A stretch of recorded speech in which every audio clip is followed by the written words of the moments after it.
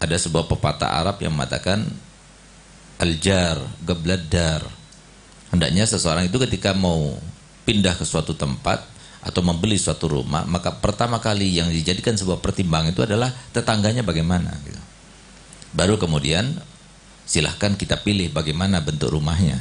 Tapi yang pertama kali dijadikan pertimbangan itu adalah tetangganya itu bagaimana. Yang demikian itu dikatakan karena apa? Karena memang tetangga itu sangat berpengaruh. Berpengaruh untuk dunia kita, berpengaruh juga untuk akhirat kita, berpengaruh untuk kebaikan kita, berpengaruh pula dengan sebuah keburukan kita. Oleh karena itu coba lihat bagaimana teladan kita yang paling utama, Nabi kita Muhammad SAW, yang memberikan kita sebuah pelajaran yang diterapkan oleh beliau sebelum beliau memerintahkan kepada kita semuanya, di mana beliau katakan bahwasanya yang namanya tetangga itu wajib untuk kita laksanakan kepada mereka itu. Kalau kita punya kebaikan, kita harus sampaikan kebaikan itu pertama kali kepada tetangga kita. Kalau kita mendapatkan tetangga yang kebetulan tidak baik, maka kita jangan sampai balas dengan keburukan juga. Bahkan Nabi SAW bersabda, la yu'minu ahadukum hatta yukrima jarah.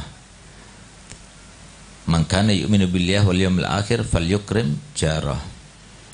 Barang siapa yang beriman kepada Allah dan Rasulnya dan hari akhir, maka hendaknya dia itu menghormati tetangganya. Di dalam hadis yang lain Nabi SAW bersabda, ma'ama Nabi, tidak beriman kepadaku man lam ya'man jaruhu bawaikah. Tidak beriman seseorang di antara kalian kepadaku kalau seumpama tetangganya itu tidak lepas daripada kejahatannya, baik tangannya ataupun lisannya. Nah, itu bukan orang yang beriman kepadaku, kata Nabi Muhammad SAW. Oleh karena itu cukup suatu bukti bagaimana ketauladanan Nabi kita Muhammad SAW yang diajarkan kepada kita dalam dua cerita. Cerita yang pertama, riwayat yang pertama, beliau mempunyai sebuah tetangga yang mungkin kita tidak punya tetangga seperti tetangga Nabi SAW.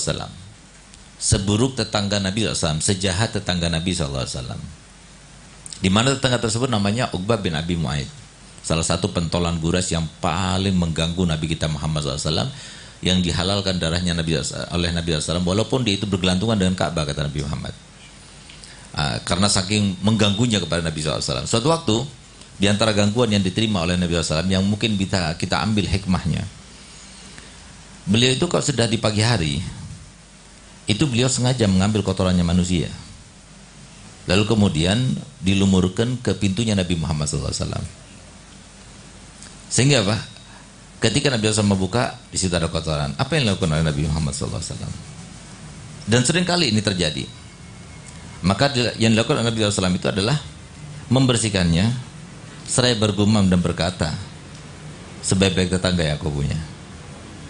Dikatakan oleh para ulama, kenapa dikatakan oleh Nabi SAW sebaik-baik tetangga yang aku punya? Apakah Nabi SAW mengatakan hal itu untuk menghibur dirinya, supaya tidak sedih mempunyai tetangga yang seperti itu dengan ujian Allah Ta'ala menjalankannya, supaya tidak tersedih maka dia itu mengucapkan? Tidak. Tapi diucapkan Nabi SAW itu adalah sebuah hakikat yang terjadi sebenarnya.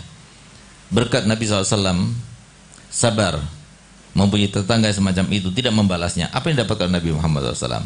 Mahabbah Allah tambah tinggi, derajatnya tambah mencuat tinggi, pahala Allah lebih banyak lagi didapatkan olehnya. Berkat siapa? Berkat tetangganya. Makanya Nabi SAW mengatakan sebaik-baik tetangga yang aku punya, mengirimkan kebaikan dan kebaikan kepadaku. Itu maksudnya. Oleh karena itu maka hendaknya kalau kita menyikapi segala hal yang terjadi, yang sekali lagi saya katakan, dalam Islam tidak ada yang namanya kebetulan.